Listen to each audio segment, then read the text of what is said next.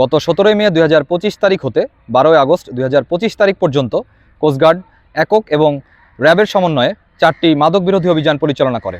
এ সময় সর্বমোট 18 কোটি 8 লক্ষ টাকা মূল্যের 1,61,000 পিস ইয়াবা, 990 গ্রাম ইয়াবা তৈরির পাউডার, 2 কেজি ক্রিস্টাল মেথ ও 10 কেজি গাঁজা জব্দ করা হয়। জব্দকৃত ইয়াবা, ক্রিস্টাল মেথ ও গাঁজার আইনানুগ ব্যবস্থা গ্রহণের জন্য সংশ্লিষ্ট থানায় জিডি করা হয়। পরবর্তীতে চিফ জুডিশিয়াল ম্যাজিস্ট্রেট কক্সবাজার স্মারক নং 72/2 তারিখ 7 জানুয়ারি 2026 মোতাবেক বিসিজি স্টেশন টেকনাফে রক্ষিত উক্ত মাদকসমূহ ধ্বংসের নির্দেশনা প্রদান করেন।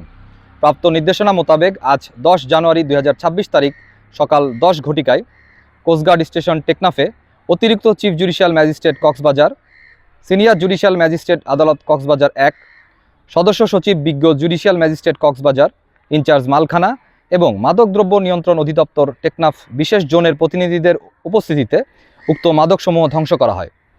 এ সময় যৌথ অভিযানে অংশগ্রহণকারী র্যাব ও পুলিশের সদস্যবৃন্দ অংশগ্রহণ করেন। দেশের আইনশৃঙ্খলা পরিস্থিতি স্থিতিশীল রাখতে বাংলাদেশ কোস্টগার্ড 24 ঘন্টা টহল জারি রেখেছে, যার মাধ্যমে কোস্টগার্ডের আওতাধীন উপকূলীয় এবং নদী তীরবর্তী অঞ্চলের আইনশৃঙ্খলা পরিস্থিতি অনেকাংশে উন্নত হয়েছে।